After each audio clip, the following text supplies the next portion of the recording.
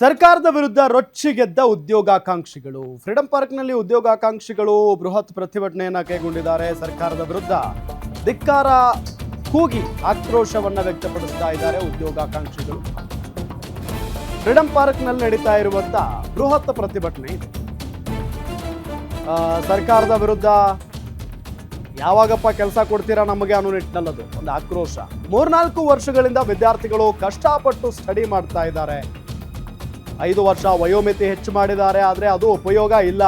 ಸುಮಾರು 2,50,000 ಹುದ್ದೆಗಳನ್ನು ಭರ್ತಿ ಮಾಡುವಂತೆ ಆಗ್ರಹಿಸಿ ನಡೀತಾ ಇರುವಂತ ಪ್ರತಿಭಟನೆ ಇದು.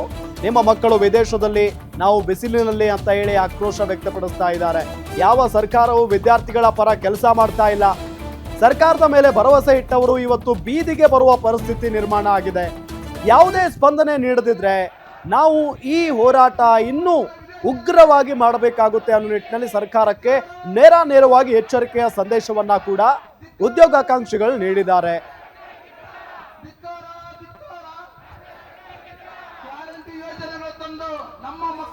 ಇದೇ ವಿಚಾರಕ್ಕೆ ಸಂಬಂಧಪಟ್ಟಂತೆ ನಮ್ಮ ಮೆಟ್ರೋ ರಿಪೋರ್ಟರ್ ಸಂಗಮೇಶ್ ಅಲ್ಲಿನ ಉದ್ಯೋಗಾಕಾಂಕ್ಷಿಗಳ ಜೊತೆಗೆ ಅಲ್ಲಿ ಏನ್ ಪರಿಸ್ಥಿತಿ ಇದೆ ಅನ್ನೋದರ ಬಗ್ಗೆ ಒಂದು ವಾಕ್ತುರು ನಡೆಸಿದ್ದಾರೆ. ಜೊತೆಗೆ ಅಲ್ಲಿನ ಉದ್ಯೋಗಾಕಾಂಕ್ಷಿಗಳನ್ನ ಮಾತನಾಡಿಸುವಂತ ಪ್ರಯತ್ನವನ್ನ ಮಾಡಿದ್ದಾರೆ. ನೋಡೋಣ ಬನ್ನಿ. ರಾಜ್ಯ ಸರ್ಕಾರದ ವಿವಿಧ ಇಲಾಖೆಯಲ್ಲಿ ಖಾಲಿ ಇರುವ ಹುದ್ದೆಗಳನ್ನ ಭರ್ತಿ ಮಾಡುವಂತೆ ಇಂದು ಫ್ರೀಡಂ ಪಾರ್ಕ್ ನಲ್ಲಿ ಉದ್ಯೋಗಾಕಾಂಕ್ಷಿಗಳು ಮತ್ತು ವಿದ್ಯಾರ್ಥಿಗಳು ಇಂದು ಪ್ರತಿಭಟನೆಯನ್ನು ಮಾಡಲು ಸರ್ಕಾರಕ್ಕೆ ಬಿಸಿ ಮುಟ್ಟಿಸಲು ಮುಂದಾಗಿದ್ದಾರೆ. ಸುಮಾರು 100 ವಿದ್ಯಾರ್ಥಿಗಳು ಫ್ರೀಡಂ ಪಾರ್ಕ್ ನಲ್ಲಿ ಪ್ರತಿಭಟನೆ ಮಾಡ್ತಾ ಇದ್ದಾರೆ. ಈ ಪ್ರತಿಭಟನೆಯನ್ನ ಅಖಿಲ ಕರ್ನಾಟಕ ವಿದ್ಯಾರ್ಥಿ ಸಂಘಟನೆಗಳ ಒಕ್ಕೂಟದಿಂದ ಆಯೋಜನೆ ಮಾಡಲಾಗಿದ್ದು 100 ವಿದ್ಯಾರ್ಥಿಗಳನ್ನು ವಿವಿಧ ಜಿಲ್ಲೆಗಳಿಂದ ಬಂದು ಸರ್ಕಾರಕ್ಕೆ ಬಿಸಿ ಮುಟ್ಟಿಸಲು ಒಂದು ಪ್ರಯತ್ನ ಮಾಡ್ತಾ ಇದ್ದಾರೆ.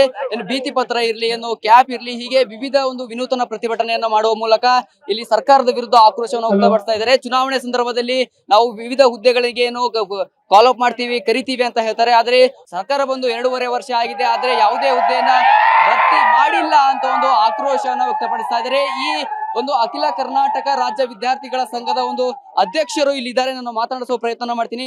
ಸರ್, ಗೊತ್ತಾ ನೀವು ಪ್ರತಿಭಟನೆಯನ್ನ ಮಾಡ್ತಾ ಇದ್ದೀರಾ ಈ ಫ್ರೀಡಂ ಪಾರ್ಕ್ ನಲ್ಲಿ, ಯಾವ ಬೇಡಿಕೆಗಳನ್ನ ಇಟ್ಕೊಂಡು ನೀವು ಪ್ರತಿಭಟನೆ ಮಾಡ್ತಾ ಇದ್ದೀರಿ ಸರ್? ಸರ್, ಇವತ್ತಿನ ಮೂಲ ಉದ್ದೇಶ ಏನಂತಂದ್ರೆ, ಇವತ್ತು ಬಡ ವಿದ್ಯಾರ್ಥಿಗಳನ್ನ, ಸೀರಿಯಸ್ ಆಸ್ಪಿರೆಂಟ್ಸ್ ಅಲ್ಲ, ಲಕ್ಷಾಂತರ ವಿದ್ಯಾರ್ಥಿಗಳನ್ನ ಬೀದಿಗೆ ತಗೊಂಡ್ಬಂದಿದ್ದಾರೆ. ಕಳೆದ 3 ವರ್ಷದಿಂದ 5,000 ವೇಕೆನ್ಸಿ ಫಿಲ್ ಮಾಡಿಲ್ಲ. ನಮ್ಮ ರಾಜ್ಯದಲ್ಲಿ 43 ಇಲಾಖೆಯಿಂದ 2,84,000 ಖಾಲಿ ಹುದ್ದೆಗಳಿದಾವೆ. ಯಾವ ಇಲಾಖೆಯಲ್ಲಿ ಎಷ್ಟೆಷ್ಟು ಹುದ್ದೆಗಳು ಖಾಲಿ ಇದೆ ಸರ್?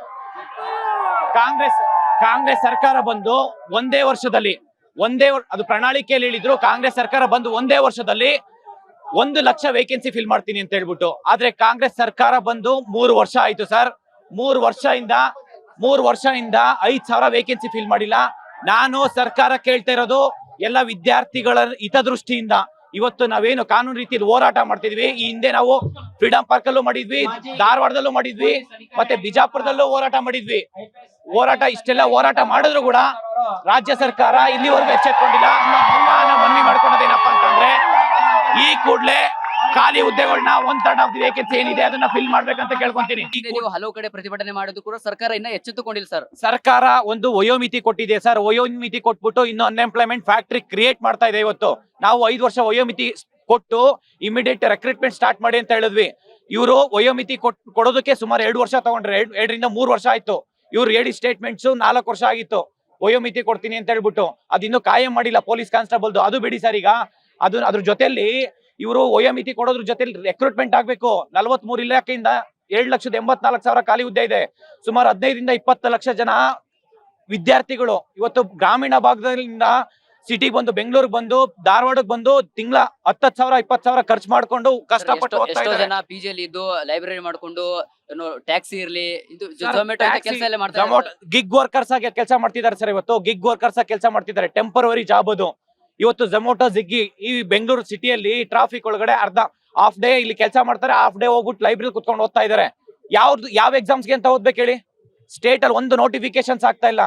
ನಾವು ನಮ್ಮ ಬೇಡಿಕೆ ಏನಿದೆ ಸರ್, ಇವತ್ತೇ ಸರ್ಕಾರ ಡಿಸಿಷನ್ ತಗೊಬೇಕು ಸರ್. ಯಾವುದೇ ಕಾರಣಕ್ಕೂ ಈ ಹೋರಾಟ ಇಲ್ಲಿಗೆ ನಿಲ್ಲಲ್ಲ. ಪ್ರತಿ ಜಿಲ್ಲೆಯಲ್ಲೂ ಹೋರಾಟ ಮಾಡ್ತೀವಿ. ಮತ್ತೆ ಈ ಒಂದು ಹೋರಾಟ ಅನಿರ್ದಿಷ್ಟಾವಧಿ ಹೋರಾಟ ಆಗುತ್ತೆ. ಬೇರೆ ಬೇರೆ ಜಿಲ್ಲೆಗಳಿಂದ ಬಂದಿದ್ದಾರೆ ವಿದ್ಯಾರ್ಥಿ. ನಾನು ಮಾತಾಡೋ ಪ್ರಯತ್ನ ಮಾಡ್ತೀನಿ. ಮೇಡಮ್, ಯಾವ ಜಿಲ್ಲೆಯಿಂದ ಬಂದಿದ್ದೀರಿ? ನಾವು ಬೆಳಗಾವಿ ಜಿಲ್ಲೆಯಿಂದ ಬಂದಿದ್ವಿ. ಇವಾಗ 1 ವರ್ಷ ಆಯ್ತು ಬಂದು, ಬಟ್ ಇನ್ನು ನೋಟಿಫಿಕೇಶನ್ ಆಗ್ತಿಲ್ಲ. ನಮಗೆ ತೊಂದರೆ ಆಗ್ತಿದೆ. ನಾವು ಬೆಳಗಾವಿ ಜಿಲ್ಲೆಯಿಂದ ಬಂದಿದ್ದೀವಿ. ಇನ್ನು ನೋಟಿಫಿಕೇಶನ್ ಆಗ್ತಿಲ್ಲ, ನಮಗೆ ತುಂಬಾ ಪ್ರಾಬ್ಲಮ್ ಆಗ್ತಿದೆ. ವಿತಿನ್ ಈಗ ನೋಟಿಫಿಕೇಶನ್ ಆಗ್ಬೇಕಂತ ಕೋರಿದ್ವಿ, ಅದಕ್ಕೆ ಪ್ರತಿಭಟನೆ ಮಾಡಕ್ ಬಂದಿದ್ವಿ. ಇನ್ನೊಬ್ರು ಇದಾರೆ, ಮಾತಾಡ್ತೀನಿ. ಮೇಡಮ್, ಯಾವ ಜಿಲ್ಲೆಯಿಂದ ಬಂದಿದ್ದೀರಿ ನೀವು? ನಾವು ವಿಜಯನಗರ ಜಿಲ್ಲೆಯಿಂದ ಬಂದಿದ್ದೀವ್ರಿ. ಮತ್ತೆ ನಾವು ಕೂಡ ಇಲ್ಲಿ PG ಇರೋದು. ತಿಂಗಳ 5,500 ರೆಂಟ್ ಕಟ್ಟಿ ಇರ್ಬೇಕಂತಂದ್ರೆ ತುಂಬಾ ಕಷ್ಟ ಆಗ್ತಿದೆ ನಮಗೂ ಕೂಡ. ಸರ್ಕಾರ ಇದನ್ನೆಲ್ಲ ತಿಳ್ಕೊಂಡು ಜಲ್ದಿ ವೇಕೆನ್ಸಿ ಬಿಟ್ಟು ನಮಗೆ ಒಂದು ವ್ಯವಸ್ಥೆ ಮಾಡ್ಕೊಡ್ಬೇಕಂತೇಳಿ ಸರ್ಕಾರದಲ್ಲಿ ವಿನಂತಿ ಮಾಡ್ಕೊಂತಿದ್ದೀರಿ ಅಷ್ಟೇ.